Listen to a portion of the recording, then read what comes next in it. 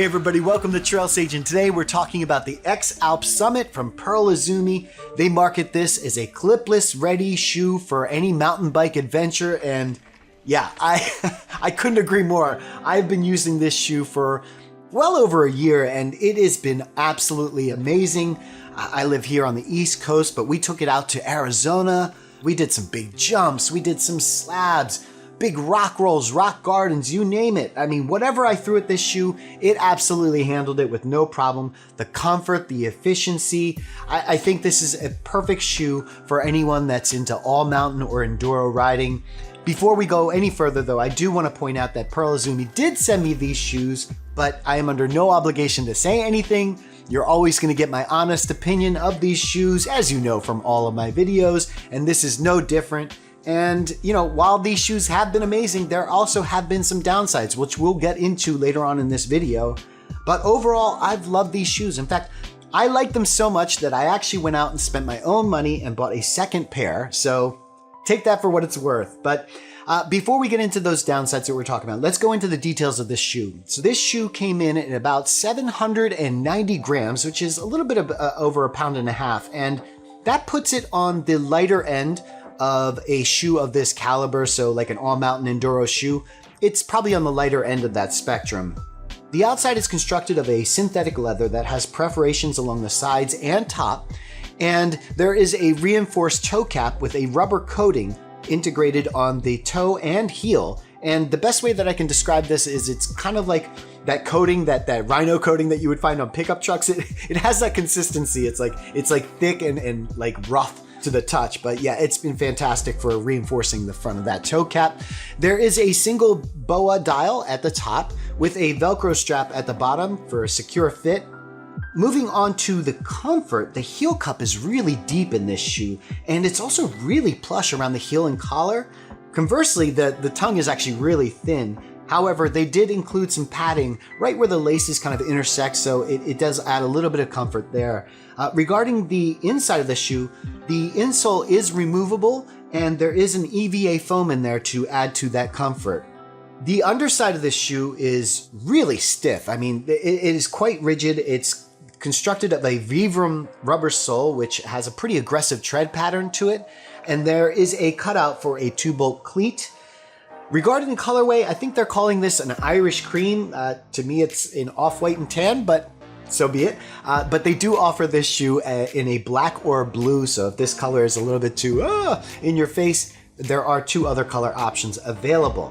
But that does it for the details of the shoe. Let's move on to the next section, which I like to call Fact or Fiction, and that is when I go onto Pearl Izumi's website, I see what they say about the shoe, and I compare that to my experience with the shoe. So the first thing that they say is this is a 2-bolt cleat compatible. 2-bolt cleat compatible. I said that all weird. But yeah, we just talked about it. There is a nice cutout here for a 2-bolt cleat. I'm running SPDs. I've had no issues getting in and out of these shoes. This cutout has been fantastic. I do want to note that while the Summit is the clipless version, there is also a flat pedal version. I forget what it's called. I think it's either called like the Launch or the Flow or something like that. But yes, so there are 2 versions of this shoe available if you do like it. Let's see, the next thing they say here is EVA heel cushioning increases comfort and walkability. Yeah, this was a big one for me. Like I said, I'm here on the East Coast. We got some pretty nasty rocks and stuff in Pennsylvania, and it has been absolutely fantastic for sessioning. Obviously, we're getting off the bike and we're checking these features. We're not just sending it, so you're walking around a lot, and these shoes have been really comfortable. Not to mention, I mean, this sole has been pretty grippy, so yeah, very comfortable to walk in. Yes, I would agree. Reinforced toe box provides impact protection. Yeah, the toe box here has been absolutely incredible. Again, on the East Coast here, we have a lot of rocks, and I've definitely hit my toe into things, and it hasn't been an issue. I will say though, that the reinforced protection only is in the front here. If you're looking for something that's gonna come over the top, this isn't that shoe. The top is still relatively soft. It's literally just the front. And I also want to point out that protection and rigidity also extends back to this heel right here. And why that's important is the heel, because it's so rigid, retains its form. So even after over time, this shoe isn't collapsing on itself. It retains its form, which has been really nice. So Next thing they say here is grippy Vibram ECOSTEP rubber outsole. Yeah, I mean, we just talked about it. They are very, very grippy, and this tread pattern has been really nice to be able to walk around in on the dirt and on the rocks. Everything, it's been unbelievable. I did run into some durability issues, which we will get into when we get into the downsides, but yeah, stay tuned for that. The next thing that they say here is BOA fit system with L6 dial for secure comfort and fit. Look, I don't know what an L6 dial is. I'm actually relatively new to the BOA world. In fact, I was actually a little bit skeptical of having a BOA on a mountain bike shoe because I thought maybe rocks would hit it and it would break, but I haven't had that experience. I mean, this BOA has been fantastic. And by the way, these are replaceable. So if you do end up banging it on something and it breaks, you can replace these. So that's good to know. The secureness, again, I was quite impressed with this. It's only one BOA and that Velcro strap at the bottom, but my foot goes in, it doesn't feel like it wants to come out. So that's been really, really impressive. Yeah, go BOA. Next thing they say, seamless perforated synthetic leather for comfort and breathability. And once again, I have to absolutely agree. I don't know how mountain bike shoe companies do this, how they create perforations in the material and yet still have it be water resistant. It's unbelievable. It does breathe very well. I did a hairdryer test to kind of show you how much air can kind of escape here, and you can see that tissue is moving quite aggressively. So, and that's on a low setting. Yeah, listen, while this shoe is really breathable and it is water resistant, I mean, it's not to the point where if you ford a creek, like water isn't going to get into it. Like, it's not a Gore-Tex shoe. But yeah, it's been pretty incredible. And by the way, on the East Coast here, it gets really humid. Some of my rides are probably like 2, 3, 4, 5 hours even. And this shoe just remains comfortable that whole time. So yeah, I can't say enough about that. It's been wonderful. And finally, they say fit runs true to size. Yeah, I mean, not much to say here. I'm an 8.5. I ordered an 8.5. It fits great. I understand that fit is something that's very subjective to each rider, but yeah, for me, the sizing was absolutely accurate. So having said all that, let's move on to the downsides, and yeah, let's talk about that sole.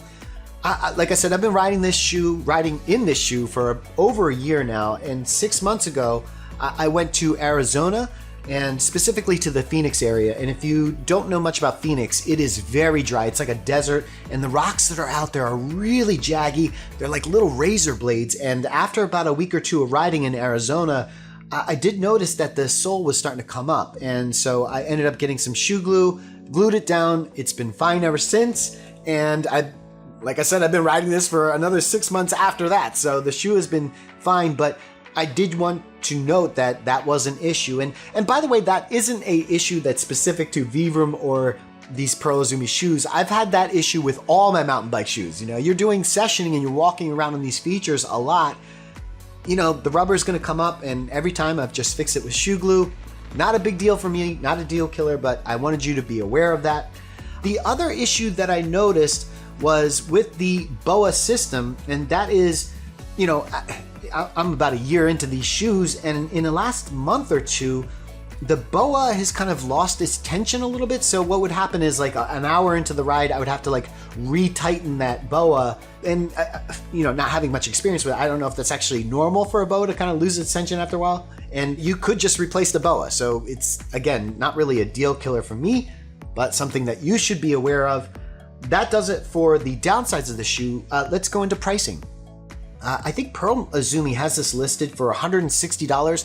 That's not how much I paid for the shoe. I paid somewhere like, I think it was like $120 or $130. So you can definitely find these shoes on sale. And for that price, I mean, this is an absolute steal. I mean, I thought 160 was a steal, but if you can get these for anything under 140, you are getting a lot of bang for the buck. Absolutely love these shoes. But yeah, that's going to do it for the pricing. How do we conclude this? I mean, this shoe, I can't say enough about it. It really has been a do-it-everything shoe. I mean, listen, is it great for XC racing? No, I probably would buy an XC racing shoe if that's what I was doing, but I consider myself an all-around mountain biker, you know, an all-mountain rider, a lot of Enduro sprinkled in there, and I think this shoe would be fantastic for riders in that discipline. I mean, like I said, it's been very efficient if you want to do a hammer fest. It's been super confident and comfortable to walk around and ride in for those longer rides. It's also been great in all the seasons. I think I started riding this in the spring. We took it through the summer and the fall. It's been a great 3-season shoe. And, you know, being one of the contact points on the bike, you know, you got your grips, you got your saddle, and you got your shoes. I mean, this is a pretty important aspect of it. And I enjoyed this shoe so much, like I said, I ended up buying another pair with my own money. So yeah, I would have no problem recommending this to anybody that is into all mountain or enduro riding. I think you're really gonna appreciate this shoe. But yeah, that's gonna do it for this video. If you have enjoyed this video, hit that like button. If you have any feedback or questions, leave them in the comments below. And if you wanna see more content like this, feel free to subscribe, or even better, join me on Patreon for some extra perks. Thanks for watching.